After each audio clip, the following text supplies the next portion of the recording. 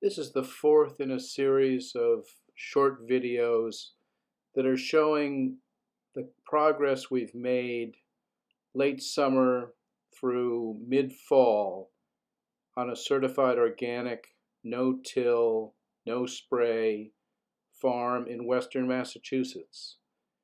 The video will make a little more sense if you've seen any of the first three, because that's where you'll see the changes from shot to shot.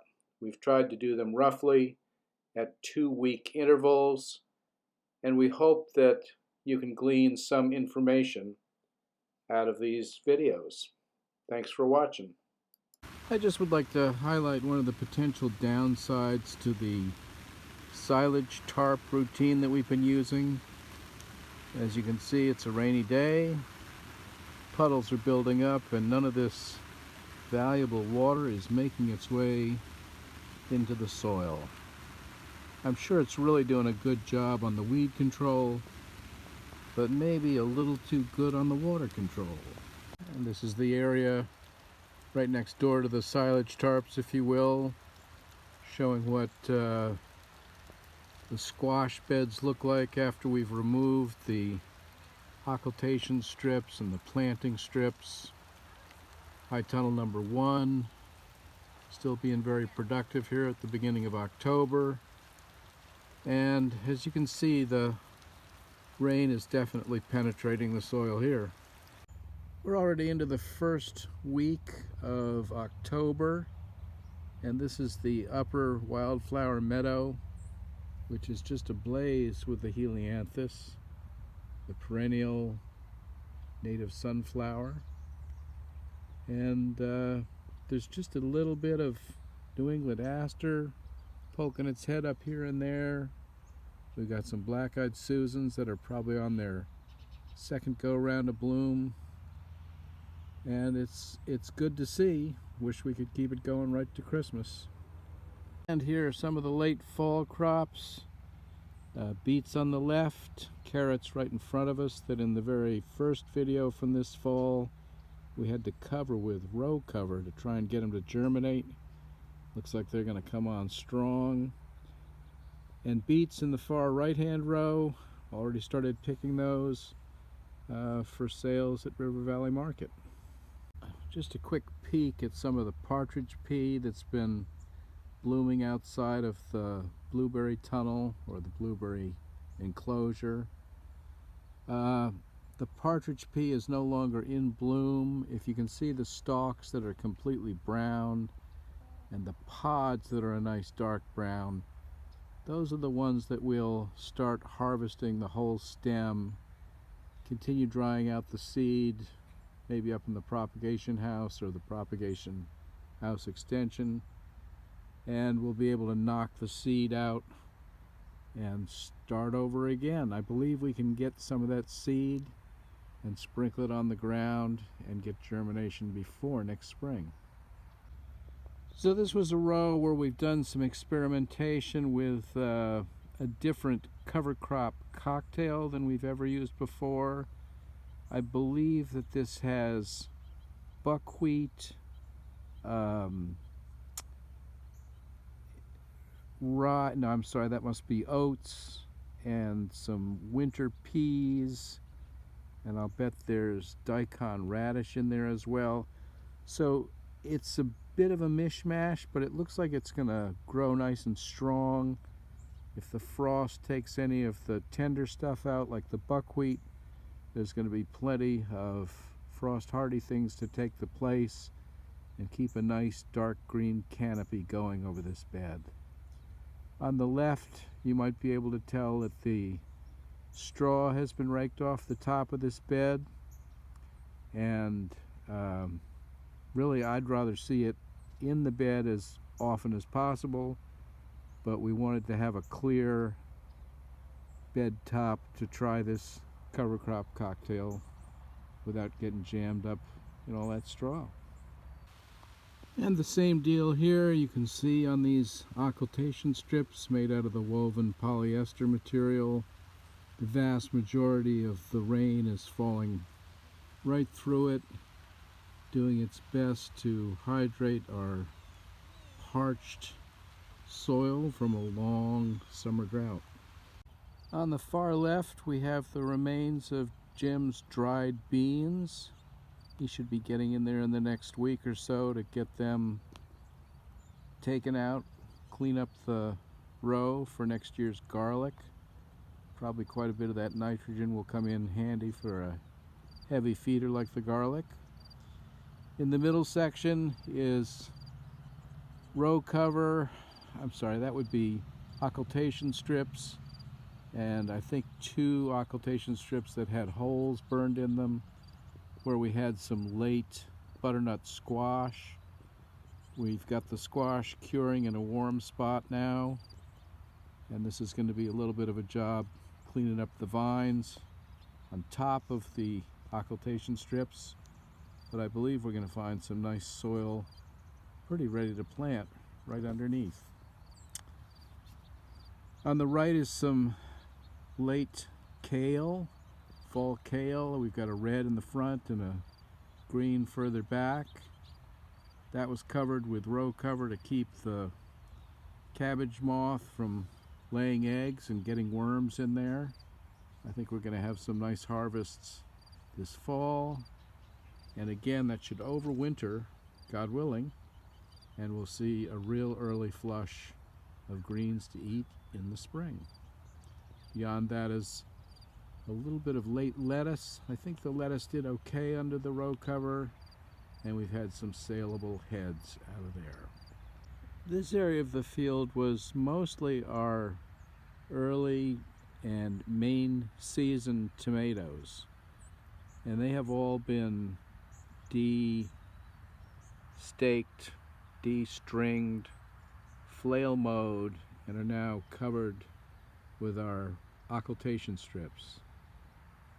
These strips may stay down here until next spring, and they will leave a surface that's been slightly warmed by the black material, and all of the organic matter that's been sheet composted in there will be totally decomposed, and we'll have bare soil to plant into. This is the second beetle bank on the farm here in the first week of October. You can see the grasses have really done their thing. We have just a few leftover goldenrod blooms, and by gosh, if we don't have some helianthus popping up right in the middle as a volunteer, and they're actually putting out a substantial amount of pollen. The bed between us and the beetle bank is a former hemp bed. You may see there's one stalk left out there. These were some of the last beds that were planted on the farm this year. And I think we were so much happier with the disease control in these beds that if we plant any hemp next year, we'll probably be doing it in individual beds with interspersed with other crops. Cover crop on the left looks like it's coming on strong, ready to provide a nice mat of mulch to plant the garlic through. 2 beds of late spinach. Again, we've used the occultation strips on the path where we've had weed problems, and I believe that the right-hand bed is ready for one more thinning, and we might get a crop of baby spinach off those 3 rows. To the right are the daikon radish that we're attempting as a single variety cover crop. Looks like that's bounced back from the frost really well, and we'll have to see what kind of a bed surface it leaves for us after a hard winter. This was the lower pumpkin squash patch in the year 2020, and what we've done is flail mowed the whole patch as best we could, as low as we could without excessive soil disturbance, and then we've broadcast winter rye and spread compost in what we hope is going to be our new bed arrangement. Much narrower paths, somewhat broader beds. We hope to increase the production, and you can see by the variation that the compost was a little clumpy, didn't go through the spreader as smoothly as we would have liked, so we don't have 100% coverage on all the new beds, but we're getting a start. And this was one of the individual hemp beds that was planted into a fairly deep straw mulch. And I'm really glad to see that the crew has cut the plants as low as possible. That will help those stumps to rot over winter, down low, tucked in with all that straw around them. We may have to put an occultation strip on it because I can see the weeds are making some inroads there, but that will actually start digesting pretty well, even in the cold winter temperatures. And way in the distance you can probably see some black bins with yellow lids. That's what we were picking the individual hemp flowers into. And on the left hand side you might see a couple of arcing stems of the helianthus, the perennial native sunflower. And as I said, it's early October, and there we have pollen sources available for any hardy predators or pollinators hanging out on the farm. And here we are down close to Jim's grape vineyard. I believe that this occultation strip was laid on top of flailed tomato vines. I think those are tomato vines I can see peeking out underneath the edge of that strip. On the left, oats and peas. Again, prepping a bed there for garlic planting in another couple of weeks. And the vineyard is just about done. I saw a few handfuls of grape out there earlier in the week. I think Jim has made a little bit of wine and quite a bit of juice, and we had pretty good luck selling the fresh grapes this year. Eggplant after the fact being 3 hard frosts near the end of September, and boy, they do not like to stand up to that, even with a nice row cover. But we had a good crop this year. We need to pull the drip irrigation lines out of there, get the flail mower on here, and bed these beds down for the winter. This is a good look at what is probably excessive path width that we've been working with on the farm. These wide paths really require a tremendous amount of mulch, usually a certain amount of hand weeding, or in the worst cases, mowing. And it will be a lot better to see, let's say, 5 or 6 production beds in here instead of the 3 that we currently have. And I always like to show some bright stuff. That's the edge of our wildflower meadow past Jim's raspberries, and there is a tremendous amount of that flower in bloom right now, providing a great pollen source right here on one edge of the farm. 3 nice beds of oats and peas, and I would say that this is probably on the average a mid-thigh height. We've got another week or 10 days of growth before we'll roll it or flail it prior to planting garlic. And on the far right hand side we have the lower wildflower meadow. The biggest thing I'm seeing here is that we haven't removed the sunflower stalks or the seed heads. I would like to get those out of there, put them in the compost pile, thank you. But I know the birds have already done their thing. And we'll have plenty of sunflowers down here again next year. And that's a pile of diseased or frost-damaged hemp.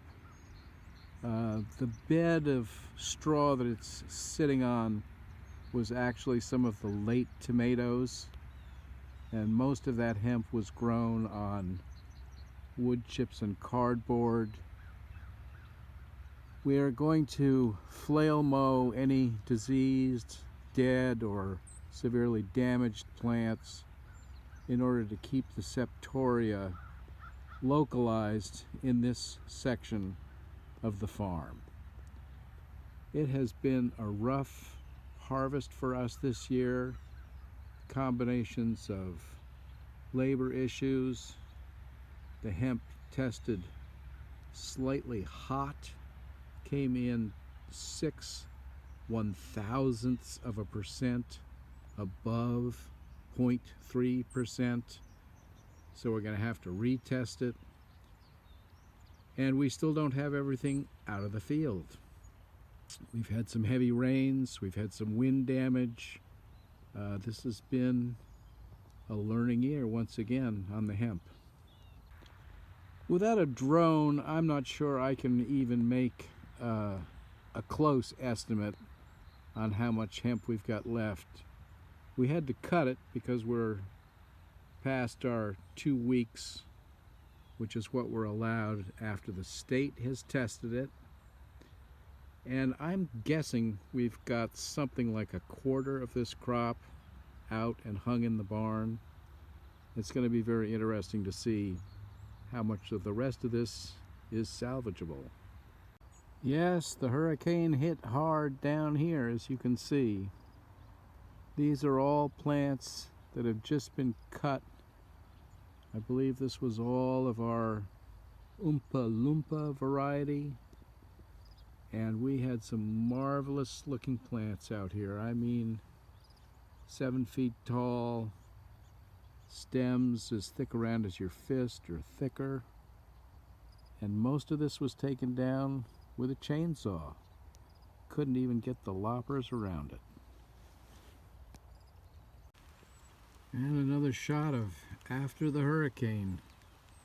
We have really worked hard to clear this field within our allotted 15 days from our last state test, which gave us a reading on the CBD and THC percentage of the crop.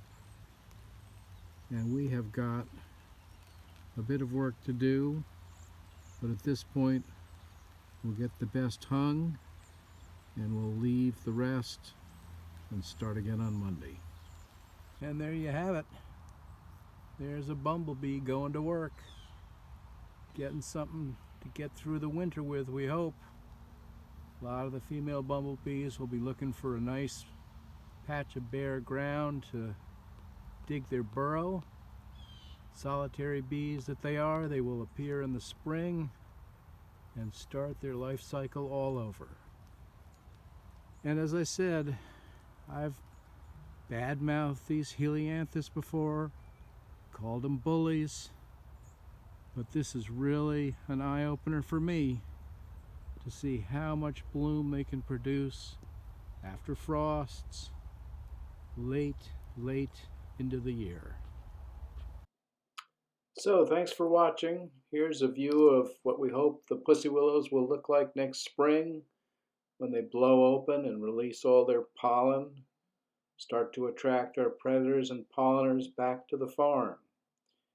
Next up, we'll probably be looking at garlic planting. See you then. Thanks for watching.